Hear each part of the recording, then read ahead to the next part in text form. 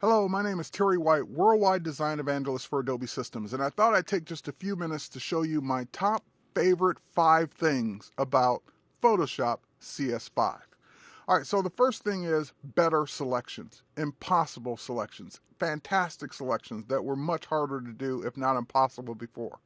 So the objective here is we need to move the horse over to the right. And of course, we're on a background layer. There is no extra horse to move. So we need to make a selection, duplicate that horse, and then fill in the old one. So the first favorite thing I have is I'm just going to go ahead and use the quick selection tool that I've saved before. We'll just grab a quick selection of the horse. Now I'm missing part of the tail, missing part of the mane, and even if I weren't missing those things, the quick select tool was never designed for both hard and soft edges. However, using the new Refine Edge command, I can now go in and turn on the brand new edge detection algorithms inside of this feature that will do a better job of detecting the edges and going out further, but I was just bad in my selection to begin with. I missed quite a bit. So I'm going to use the new Refine tool that will allow me to refine this edge even better, to pick up those things that I missed and to do a better job. So it will go ahead just like magic, and oh my God, this is going to be so great in all of the things I do as a photographer and designer going forward. So we'll go ahead now. We've got the horse and the mane and the tail much better. We already had a great job around the body. So now we'll just go ahead and click OK. As a matter of fact, we can actually output that onto a new layer right from this selection. So we get our new layer of the horse, great, but we have the problem of the old horse that we need to get rid of. So how do we do that? Let's go ahead and talk about the second thing that I like about CS5 Photoshop, and that is we'll grab another quick selection. This one was done with the lasso tool, and as you can see, it's really quick around the horse, grabbing some of the background, and now we'll just hit the delete key. When I hit the delete key, that brings up a new option. Instead of filling it with just white or the background color, it fills it with, or allows me to fill it with content aware, meaning it will go in and calculate what would have been there had the horse never been there and fill it in accordingly. Amazing, amazing technology that's going to save me time from here on out. Now we can turn back on our new horse, we can grab our move tool, and we can just simply move him over. Now, we're not done with the horse yet. I'm going to show you my third thing on the horse, but before we leave content aware fill, let me show you some other areas that I'm going to be excited to use it in. In my retouching, for example, we want to get rid of this cable out of the photograph. Well, typically I might use something like the healing brush, and if I do it the old CS4 way of doing this, I would grab the healing brush and I would just go ahead and start painting that line or that cable out.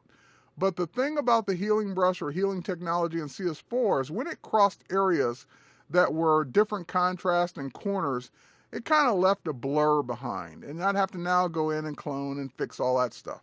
So let's go ahead and undo that. Using the same tool, we'll turn on the new content aware option for that tool. And with that option turned on, we can now go ahead and do the same exact motion with the same exact tool, missing that little corner a little bit there. And now when we let go, it calculates it and figures it out with the content aware options. Amazing technology that's just going to make all my retouching jobs so much easier, so much more fun than ever before. I'm just getting a little carried away there, but you get the idea. So retouching with content aware fill inside the healing brush is going to be phenomenal. All right, next, let's switch over to this image. And this image, this is a typical panorama. And the problem is normally, because I didn't shoot it on a tripod and I just kind of went crazy here, I'd have to now crop off at least about 30% of my image or 40% of my image to get what's left over. However, not anymore. I can grab my magic wand tool, and with the magic wand tool, we'll just go ahead and hold down our shift key and select the areas that would have had to disappear. And now I'll just do the same thing. I'll hit the delete key, bring up content aware fill. It will figure out, based on the photo that's there, what it should fill in those areas. This is just phenomenal. I love this. And yeah, I might have to fix this one little line here, but we've already seen we can do that pretty easily with the healing brush set on content aware. We'll just go ahead and paint that one line out, and we're there. Okay, a little bit more there. Got it. All right, so content-aware fill is going to be phenomenal. Now let's get back to the horse. Let's do our third thing, and our third thing is going to be the new Puppet Warp. We'll go up to the edit menu. We'll choose Puppet Warp. Oh, not content-aware fill. Let's go choose Puppet Warp. And now that we have our Puppet Warp, I want to make my horse look like it's prancing a little bit more. So we'll just add pinpoints wherever I want pieces of the horse to bend. Don't worry, no horse was actually harmed in the making of this demo. All right, so now that we've got this in place, we can actually go ahead and pick the tail up now a little bit. Go ahead and raise it there. We're basically warping this object without having to do all the cloning and all the moving and all the things that we'd have to do before to get that effect. So just a quick use of the Puppet Warp to bend objects inside of a photograph. Now, that's the third thing. What's the fourth thing? Well, we're going to go over to Mini Bridge, and although Mini Bridge is cool, it's not my fourth thing, but it gives me Bridge inside of Photoshop. I still have regular Bridge to go to, but now I get the best of both worlds. We're going to go ahead and bring up this photo in Camera Raw, and now that we're in Camera Raw, we're going to go ahead and zoom in on a part of this photo where we've got noise. This was shot in an insanely high ISO with a Canon 1D Mark IV, and 12,800 ISO, and just introduces all kinds of noise here. So no matter how expensive your camera is, you're going to get noise at these high ISOs. So now let's go ahead and take a look at the new noise reduction capabilities. So we'll just go ahead and switch on color noise, and we'll just reduce the color noise right out of this photo. And once we get the color noise out, we can then, actually let's go ahead and turn on that new processing there. So we can go ahead and see a big difference we've already made in this photo. Here, we'll go back.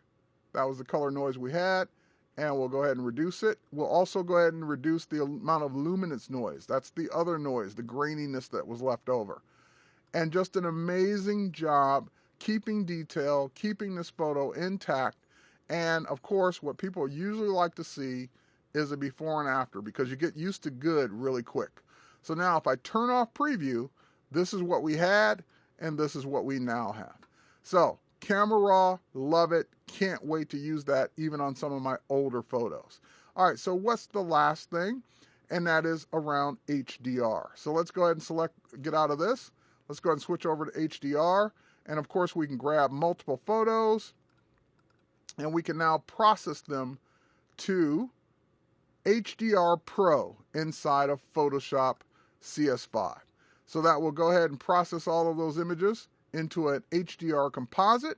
It will align them and give me my final result in the new HDR dialog box. Now I've got 8 exposures here. These 8 exposures, I can now choose any one of my presets. So I want this to look more saturated. I can of course go in and manually control all of this. I noticed some ghosting right here on this cable that was probably blowing in the wind. We even have a remove ghost feature that will take care of that for me. Now, beautiful HDR now possible inside of Photoshop. All right, so last but not least, what if you didn't shoot for HDR? What can you do? Well, I've got this one photo, this single exposure. We'll go ahead and do that, and we'll just go up to our image menu, and we'll go to adjustments. We'll come down to HDR toning, and this will allow me to simulate those cool effects that you would get with HDR without having to have the multiple exposures. Now, granted, it's not true HDR, but I can go ahead and get that really sharp look on regular photos with simple sliders. That's my time. Thanks for watching my 5 favorite things about Photoshop CS5. There's a ton more. You'll see it on my Creative Suite podcast as we go through the next 18 to 24 months. But I just wanted to quickly give you a look at what I really love about Photoshop CS5. Thanks for watching.